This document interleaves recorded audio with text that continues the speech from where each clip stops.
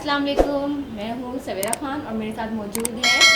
अस्सलाम वालेकुम, नमस्ते, सत श्री अकाल। मैं हूँ तारिक नियाज़ी। अस्सलाम वालेकुम, मैं हूँ अलीशा नूर। तो चलते हैं वीडियो की तरफ, फिर करते हैं गपशप। दोस्तों, वीडियो का टाइटल है Bangladesh crisis, how Bangladesh is become second Pakistan. अच्छा, पाकिस्तान के हालात ख़राब रहे हैं हमेशा, इकोनॉमी, लेकिन अभी बांग्लादेश की गवर्नमेंट चेंज हुई है। शेख हसीना जो थी वो उसका तख्ता पलट दिया गया, तो अब जो दूसरी गवर्नमेंट है वो एंटी इंडिया हो गई, यानी इंडियंस हिंदुओं से नफरत कर रही है। तो अभी उनके भी हालात ख़राब हो रहे हैं। बिल्कुल, ये हमने वीडियो देखी थी पहले भी इस टॉपिक पे, लेकिन ये वीडियो आई है अभी। हाँ, वो इससे रिलेटेड। हाँ, तो देखते हैं इस वीडियो में क्या डिटेल है, मज़ीद डिटेल क्या है। बांग्लादेश एक दूसरा पाकिस्तान बनने वाला है। वही रिलीजियस हेट्रेड, वही वीक लीडरशिप, वही मिलिट्री रूल और वही एंटी इंडिया पॉलिसीज। बांग्लादेश का नेशनल एंथम अमर सोनार बांग्ला रविंद्रनाथ टैगोर जी ने लिखा हुआ एक सॉन्ग। लेकिन आज वहाँ के लोग कहने लगे हैं कि ये एंथम भारत ने उन पर इम्पोज किया था। पाकिस्तान का मानो एक रूल बुक ही रहा है कि जहाँ भारत पर डायरेक्टली अटैक करना पॉसिबल नहीं, वहाँ टेरर के जरिए अटैक्स करो। बांग्लादेश ऐसे लोगों को रिलीज कर रहा है जो भारत में इंस्टेबिलिटी देखना चाहते हैं और उस इंस्टेबिलिटी के लिए वो कुछ भी कर सकते हैं। जशीमुद्दीन रहमानी ने रिलीज होते होते कश्मीर और खालिस्तान के लिए अपना सपोर्ट जताया है। हमारे लीडर्स ने हमें 2.5 फ्रंट वॉर के बारे में वार्निंग दी। ये है भारत का सिलीगुड़ी कॉरिडोर, जिसे भारत का चिकन स्नैक भी कहते हैं। आने वाले समय में ये भारत के लिए डेंजर क्रिएट कर सकता है। क्या बांग्लादेश भारत का दुश्मन बनता चला जा रहा है? क्योंकि अब बांग्लादेश एक दूसरा पाकिस्तान बनने वाला है। आई नो ये स्टेटमेंट काफी एक्सट्रीम है, लेकिन listen to me.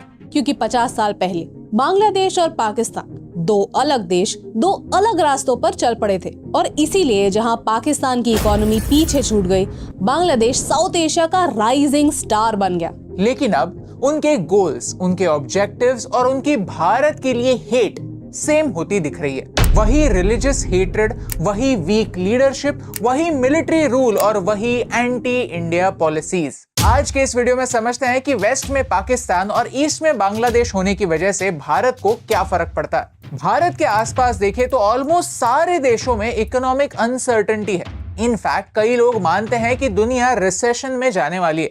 This means हमें कॉन्स्टेंटली हर दिन इनोवेट करना आवश्यक है। This means learning new skills and keeping an eye out for emerging technologies and use them to get ahead of others. One way you can do that is with the partner of today's video, Growth School. Growth School एक exclusive 3 hour online AI mega master class offer कर रहा है, जो आपको smart job hunting strategies, solving complex data with AI, presentation skills, personal branding, business strategies के बारे में सिखाता है। ये होता तो एक पेड मास्टर क्लास है, लेकिन आप हमारे स्पेशल ऑडियंस हैं, इसलिए आप में से पहले 1500 व्यूअर्स के लिए ये मास्टर क्लास होगा बिल्कुल फ्री। ऑलमोस्ट 10 लाख लोगों ने ये मास्टर क्लास किया है और वो AI की मदद से अपने करियर को नेक्स्ट लेवल पर ले जा रहे हैं। मैंने खुद ये फ्री वर्कशॉप अटेंड किया है and I will rate it 5 on 5। चाहे आप किसी भी डिपार्टमेंट से हो, IT, सेल्स, HR, ऑपरेशंस, ये मास्टर क्लास सबके लिए है। So do check out the link in our description and register for Growth School's AI Masterclass, ताकि AI के इस रेस में आप पीछे ना छूट जाएं। चैप्टर 1, बांग्लादेश का दंगा राज। चलिए वीडियो की शुरुआत एक सवाल से करते हैं। बांग्लादेश को आजादी किससे मिली थी? पाकिस्तान से, राइट? वो भी ज्यादा पहले नहीं, अराउंड 50 साल पहले। तो बांग्लादेश के लोगों के लिए पाकिस्तान एक एलाय होना वियर्ड होना चाहिए। लेकिन 23 अगस्त को एक न्यूज आई कि बांग्लादेश ने पाकिस्तान से ही हायर क्वांटिटी में एम्यूनेशन मंगाई। पाकिस्तान से वेपन्स खरीदने का ये डिसीजन एक स्ट्रेंज डायरेक्शन में सवाल खड़े करता है। जब बांग्लादेश में स्टूडेंट प्रोटेस्ट शुरू हुए और उन्होंने उनकी ही खुद की PM शेख हसीना को देश से भगा दिया, तब लगा था कि शेख हसीना जाने के बाद एक स्टेबल बांग्लादेश आ जाएगा। स्टूडेंट प्रोटेस्टर्स बिलीव करते हैं कि उन्होंने अपने देश में क्रांति लाई है और वो एक एजुकेटेड और सिविलाइज्ड देश बनाएंगे, लेकिन हुआ कुछ उल्टा ही। ये नजारे देखिए।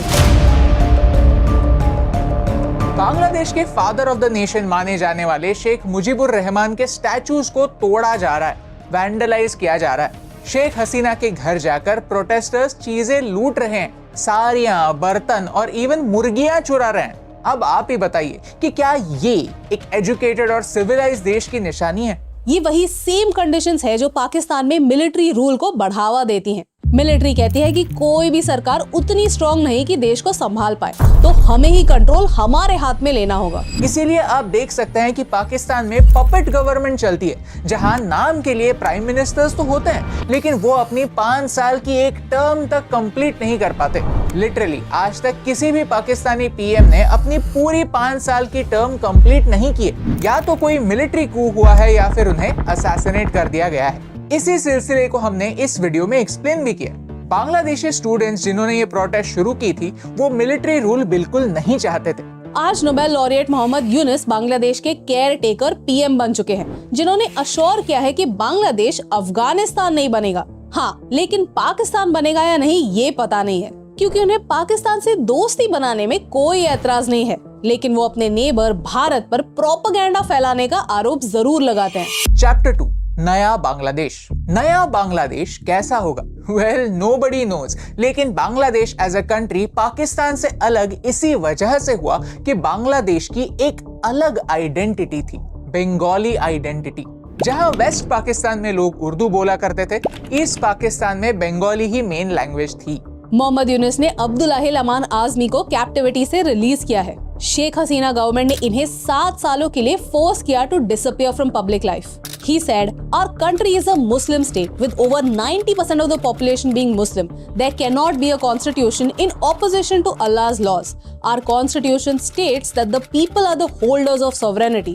However, people are not the holders of sovereignty, only Allah is. No law contrary to Allah's laws should be passed. Therefore, we need to amend the constitution to include laws that reflect our Muslim values. ये बात जो अब्दुल्लाहिल अमान आजमी ने कही है वो काफी significant है, क्योंकि वो पाकिस्तान के ऑब्जेक्टिव्स रेजोल्यूशन से ऑलमोस्ट मेल खाती है। पाकिस्तान के लीडर लियाकत अली खान ने एक काफी इम्पोर्टेंट चीज की थी। उन्होंने 1949 में ऑब्जेक्टिव रेजोल्यूशन पास किया था। ऑब्जेक्टिव रेजोल्यूशन का ये पहला लाइन पढ़िए। The whole existence of Pakistan is based on this one resolution and this one line कि इस देश में जो भी होगा सब एक ही पर्सपेक्टिव से होगा। पाकिस्तान का ऑब्जेक्टिव रेजोल्यूशन एक रीजन है कि पाकिस्तान में माइनॉरिटीज पर हमेशा अत्याचार होते थे। दूसरे पंथों की बात छोड़िए, ईस्ट पाकिस्तान यानी आज के बांग्लादेश के बंगाली मुस्लिम्स भी इग्नोर हुआ करते थे। पाकिस्तान का डिवीजन होने से पहले ईस्ट पाकिस्तान से पाकिस्तान की इकोनॉमी में बहुत ज्यादा पैसे आते थे, लेकिन पार्लियामेंट में लीडर्स हमेशा वेस्ट पाकिस्तान के ही होते थे। फोकस वेस्ट पाकिस्तान के प्रॉब्लम्स पर ही होता था और ईस्ट पाकिस्तान इग्नोर होता था। यही रीजन था बांग्लादेश पाकिस्तान से अलग हुआ। बांग्लादेश का इंडिपेंडेंस स्ट्रगल एक आइडेंटिटी स्ट्रगल था जो इस इंसान ने शुरू किया। मुजीबुर रहमान को 2004 के BBC ओपिनियन पोल में greatest Bengali of all time का खिताब मिला था। उन्हें फादर ऑफ द नेशन भी कहते हैं और आज उन्हीं की स्टैचूज गिराई जा रही हैं। बांग्लादेश में भी कई ऐसे लोग थे जो नहीं चाहते थे कि बांग्लादेश की पाकिस्तान से अलग कोई आइडेंटिटी हो। जमाते इस्लामी वो पार्टी है जिसने बांग्लादेश के इंडिपेंडेंस को विरोध किया था। ये पार्टी बांग्लादेश में बैन थी, लेकिन यूनुस की सरकार ने आते ही इस पार्टी पर से बैन हटा दिया। यानी एक तरफ जिन्होंने इंडिपेंडेंस दिलाया उनके स्टैचूज को तोड़ा जा रहा है, और दूसरी तरफ जो इंडिपेंडेंस के खिलाफ थे उन्हें एनकरेज किया जा रहा है। बांग्लादेश का नेशनल एंथम अमर सोनार बांग्ला रविंद्रनाथ टैगोर जी ने लिखा हुआ एक सॉन्ग। लेकिन आज वहाँ के लोग कहने लगे हैं कि ये एंथम लोगों ने नहीं बल्कि भारत ने उन पर इम्पोज किया था। एंटी इंडिया सेंटिमेंट बांग्लादेश में आज इतना स्ट्रॉन्ग बन चुका है कि वो अपनी बंगाली आइडेंटिटी और इस फ्रीडम स्ट्रगल को भी भूलने के लिए रेडी है, सिर्फ भारत से सारे रिश्ते नाते तोड़ने के लिए। ये एक काफी डेंजरस सेंटिमेंट है। छोटी छोटी बातें होती हैं, जैसे दुर्गा पूजा के दिनों में बांग्लादेश भारत में हिल्सा फिश बेचता था। खिचड़ी के साथ ये मछली खाना बंगाली लोगों का ट्रेडिशन है, लेकिन इस साल ये एक्सपोर्ट बांग्लादेश नहीं करेगा। ये ऐसे कहने जैसा है कि कल तक जो पड़ोसी आपके घर उत्सव के समय मिठाई भेजा करते थे वो अब नहीं भेजेंगे। छोटी छोटी बातों से ही नफरत झलकती है। इसी नफरत से भरे पॉलिटिक्स की वजह से ही पाकिस्तान पीछे छूटा है। हम सबको जुल्फिकार अली भुट्टो की वो लाइन तो याद ही होगी, we will eat grass but we will get our own atom bomb. इस एटीट्यूड की वजह से पाकिस्तान का फायदा हुआ या नुकसान, आप ही सोचिए और हमें कमेंट्स में बताइए। चैप्टर 3, एक्सट्रीमिज्म को बढ़ावा। कारगिल वॉर 1999 में हुई थी और अब तक पाकिस्तान उसमें कोई भी इन्वॉल्वमेंट थी इसको डिनाई करता आया है। अब जाकर 25 सालों बाद पहली बार पाकिस्तान ने उनकी आर्मी की कारगिल वॉर में इन्वॉल्वमेंट को एक्सेप्ट किया। यानी पाकिस्तान का मानो एक रूल बुक ही रहा है कि जहां भारत पर डायरेक्टली अटैक करना पॉसिबल नहीं, वहां टेरर के जरिए अटैक्स करो, एक फ्रंट रेडी करो जो आर्मी के बिहाफ पर भारत को कमजोर बनाए। और बांग्लादेश शायद फ्यूचर में जाकर वही करेगा। बांग्लादेश में यूनिस की सरकार आते ही उन्होंने जमाते इस्लामी का बैन हटाया। जमाते इस्लामी का मिशन है to found an Islamic state और उनकी आइडियोलॉजी है to promote an Islamic conquest and to bring the world under an Islamic rule. उनके हमास, पैलेस्टीनियन इस्लामिक जिहाद और मुस्लिम ब्रदरहुड से टाइज हैं। उन्हें 2013 में ही बांग्लादेशी कोर्ट्स ने बैन कर दिया था क्योंकि उनका चार्टर बांग्लादेश के सेक्युलर कॉन्स्टिट्यूशन के अगेंस्ट है।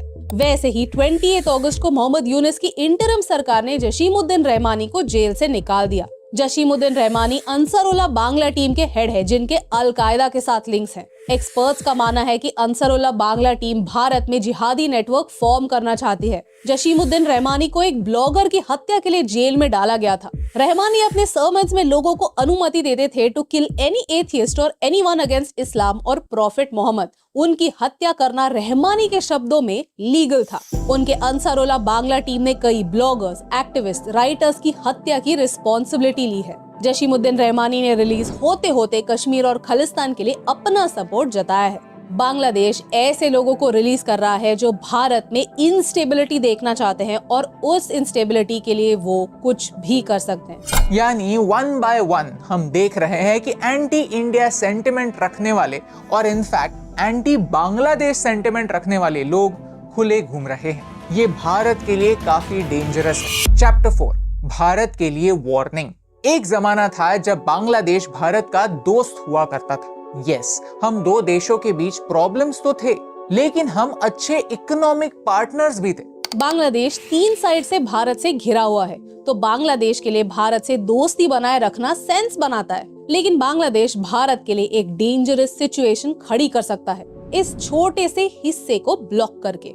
ये है भारत का सिलीगुड़ी कॉरिडोर, जिसे भारत का चिकन स्नैक भी कहते हैं। बांग्लादेश और नेपाल के बीच में भारत का ये सिर्फ 22 किलोमीटर का लैंड है जो पूरे के पूरे नॉर्थ ईस्ट को भारत से जोड़ता है। अगर चाइना को भारत पर अटैक करना है और भारत के एक बड़े पॉपुलेशन को अपना हॉस्टेज बनाना है तो उसे चिकन नेक को ब्लॉक करना होगा, और ये बात नेपाल और बांग्लादेश के सपोर्ट के बगैर पॉसिबल नहीं है। अगर बांग्लादेश अपने पाकिस्तान बनने की राह पर चलता है तो दुश्मन का दुश्मन दोस्त होता है। इस लॉजिक से वो चाइना को सपोर्ट करने के लिए रेडी हो सकता है। ये भारत के लिए चिंता का विषय है। जिस तरह से पाकिस्तान के इंटरफियरेंस की वजह से कश्मीर में एक्सट्रीमिज्म बढ़ा है, वैसे ही नॉर्थ ईस्ट में बढ़ने के चांसेस हैं, जिसके लिए भारत को केयरफुल रहने की जरूरत है। बार बार हमारे लीडर्स ने हमें 2.5 फ्रंट वॉर के बारे में वार्निंग दी है, जहां पाकिस्तान, चाइना और उनके साथ साथ भारत में भी इंटरनल इंस्टेबिलिटी लाने की कोशिश होगी, ऐसा माना जाता है। बांग्लादेश में इंस्टेबिलिटी होना और बांग्लादेश के लीडर्स का एंटी इंडिया स्टांस भारत के लिए एक वार्निंग है।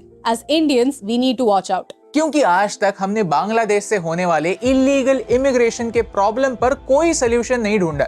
आने वाले समय में ये भारत के लिए डेंजर क्रिएट कर सकता है। अगर आपको इस वीडियो से वैल्यू मिली, कुछ नया सीखने मिला, तो वीडियो को अपने दोस्तों के साथ शेयर जरूर कीजिए। And make sure to check out growth school, link in the description. इस वीडियो में हमने समझा कि रिलीजन पर हद से ज्यादा फोकस, मिलिट्री का गवर्नमेंट में इंटरफियरेंस और अपने पड़ोसियों से दुश्मनी पाकिस्तान के फेलियर का राज रही है। और इसी सेम नक्शे कदम पर आज बांग्लादेश चल पड़ा है। इसका इम्पैक्ट दोनों इंडियंस और बांग्लादेशीज के लाइफ पर होगा जरूर, और यही इंपॉर्टेंट बात आपको समझाने से मुझे फर्क पड़ता है।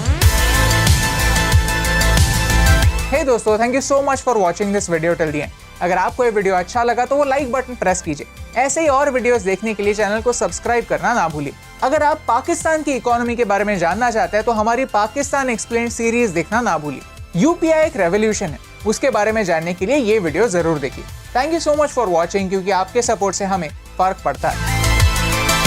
जी जनाब, इन्होंने काफ़ी डिटेल से वीडियो बनाई और काफ़ी डिटेल बताई। मैं थोड़ा सा हालात ख़राब होने की वजह बताता हूँ। शेख हसीना के वालिद मुजीबुर रहमान, जिन्होंने पाकिस्तान से आज़ादी दिलवाई बांग्लादेश को, उस टाइम पे एक तंजीम थी मुक्ति बानी। मुक्ति बानी लोग पाकिस्तान की फ़ौज से लड़े थे। 1971 में बांग्लादेश अलग हुआ, पाकिस्तान और बांग्लादेश इंडिया की जंग हुई थी। तो अभी जो हालात ख़राब हुए हैं, स्टूडेंट ने शेख हसीना के ख़िलाफ़ खड़े हो गए, क्यों? मतलब उसने क्या हरकत कर दी कि पूरा मुल्क उसके ख़िलाफ़ हो गया? उन्होंने ये हरकत की, हसीना के खिलाफ हो गया। हाँ, क्यों खिलाफ हो वो गया? इसलिए हुआ कि शेख हसीना ने जो लोग बांग्लादेश को आज़ादी हासिल करने के लिए तंजीम में शामिल थे, उनकी नस्लों को उनको गवर्नमेंट जॉबों में 30% हिस्सा दे दिया। यानी गवर्नमेंट जॉब जितनी भी आएंगी, 56% गवर्नमेंट जॉबों में 30% मुक्ति बानी के जो लोग थे ना, उनको जौकरी दी जाएगी। क्यों? इन्हीं की वजह से मुल्क आज़ाद हुआ। अब 50 साल उस चीज़ को हो गए, अब उनकी दूसरी तीसरी नस्ल आ गई है। तो आम आवाम के पास जॉबें नहीं थी, आम आवाम जॉब के लिए तरस रहे थे, और वो कहते थे कि जिन्होंने आज़ादी हासिल की थी वो तो मर गए, जिन्होंने कुर्बानियाँ दी थी वो तो है ही नहीं, उनकी अब नस्ल है, उनकी नस्ल है, तो उनकी नस्लों को क्यों जॉबें दी जा रही हैं? हम क्या इंसान नहीं हैं? हम बांग्लादेशी नहीं हैं? इस वजह से ये चीज़ चंद स्टूडेंटों ने एहतजाज किया था। उसके बाद ये एहतजाज बढ़ते बढ़ते बढ़ते बढ़ते पूरे मुल्क में आग लग गई, और यहाँ तक के शेख हसीना को ऑन द स्पॉट उसी वक्त भागना पड़ा मुल्क छोड़ के। बिल्कुल, हमने वीडियोस देखी, ठीक है ना, भागना पड़ा कि यार साइन करके रिजाइन। अच्छा, फौज ने कहा कि अगर आप रिजाइन करके जाती हो तो हम आपकी हिफाजत करेंगे, यानी आपको दूसरे कंट्री इंडिया में पहुँचा देंगे, जान बख्शी हो जाएगी आपकी अगर आप रिजाइन करती हो। फिर बाकायदा फौजी खड़े में उसने साइन किए, रिज़ाइन किया, फिर जाके गाड़ी में बैठ के फिर ये सब कुछ ज़बरदस्ती उनसे करवाया। ये ज़्यादती है, जुल्म है। अच्छा, एक मैं हैरान होता हूं। अगर कामयाब हो रहा है तो आप ये है ना कि आजकल के लोग कामयाबी नहीं किसी की देखते। तो अभी हमारे ही पाकिस्तान से बांग्लादेश आज़ाद हुआ, लेकिन ये तरक्की की थी, हम लोग अभी अभी हम मिसालें नहीं देते थे, बांग्लादेश का टका भी हमसे ऊपर हो गया है। हम बाकायदा बांग्लादेश की मिसालें देते थे, बांग्लादेश हमसे आज़ाद होकर तरक्की कर रहा है। आज बांग्लादेश को ऐसा क्या हो गया कि यार जब तरक्की कर रहे थे तो ये अच्छी बात है, लेकिन आपने अपने मुल्क को यूँ समझ लो बहुत ही पीछे कर दिया इंडिया से दुश्मनी करके। एक मैं अक्सर वीडियो में एक बात करता हूँ कि आप अपने दोस्त तो बदल सकते हो, आप अपने पड़ोसी नहीं बदल सकते। तो हमेशा पड़ोसियों के साथ अच्छे ताल्लुकात ही आपकी तरक्की है, आपकी खुशहाली है। और मुजीबुर रहमान जिन्होंने इनको आज़ादी दिलवाई, जिनकी वजह से आज बांग्लादेश है, नाम है बांग्लादेश, उनका मुजस्मा गिराना, यकीन करो उस कौम पे तो अजाब आएगा बहुत। और अभी इंडिया में कितनी इंपोर्ट एक्सपोर्ट हो रही है बांग्लादेश के साथ, वो सारी इंडिया बंद कर रहा है। मैंने तो जैसे इनकी वीडियो देखी है, मैं तो इतना वो कंफ्यूज और परेशान हो गई। जैसे उनके कपड़े, फिर वो उनका जो कैसे स्टैचू नुमाइश बना करवा हुआ रहे था, थे कपड़ों की, देखा था आपने? उनके वालिद का स्टैचू बना हुआ था, उसको तोड़ रहे हैं। उनके कपड़े, ब्लाउज, पता नहीं क्या, बेशर्मी की भी हद है। बिल्कुल, मतलब यूँ समझ लें कि बहुत अफसोसनाक बात है कि जिनके बाप ने, उनकी बेटी मौजूद थी, उनकी बेटी ने मुल्क को आगे लेके गई और आज पूरा मुल्क अभी नहीं, बस ये उनके साथ ज़्यादती हुई है, हसीना शेख के साथ ज़्यादती हुई है। मेरी नज़र में तो यही, मैं तो यही बात बोलूँगी। अभी हमारे ये पाकिस्तान में जो मरियम है, देखें उनका भी तो एक नाम है, लेकिन कोई कुछ नहीं कर सका, लेकिन इनके साथ ज़्यादती हुई है। अभी मिसाल के तौर पे, जैसे मिसाल के तौर पे पाकिस्तान के जो हालात हैं, इंडिया से नफ़रत की वजह से आज इंडिया के साथ अच्छे ताल्लुक आते थे, लेन देन होता, आज इंडिया तरक्की कर रहा होता तो कई चीज़ें हमारे मुल्क में इंडिया से आती। अब बांग्लादेश भी वही सिचुएशन कर रहा है कि इंडिया के साथ अच्छे ताल्लुकात थे, अब ख़राब हो गए। तो इसलिए इस वीडियो का पूरा मकसद है कि अब बांग्लादेश भी पीछे जाएगा। पाकिस्तान मतलब ये समझा रहे कि आने वाले वक्तों में बांग्लादेश भी पाकिस्तान जैसा हो जाएगा, लेकिन अपनी हालात की वजह से, अपनी पॉलिसियों की वजह से। जाहिर सी बात है, आप अपने पड़ोसियों का ख्याल करेंगे तो फिर वो भी आपका ख्याल करेंगे। अभी हम यहाँ घर में बैठे हैं, आज बीमार हो जाएंगे, हमारे घर में कोई नहीं होगा, जाहिर सी बात है हमारे हमसे ही आके हमसे पूछेंगे। तो देखते हैं आने वाले वक्त में क्या होता है। दोबारा किसी और वीडियो के साथ आपसे मुलाकात होती है, जब तक के लिए अल्लाह हाफिज़।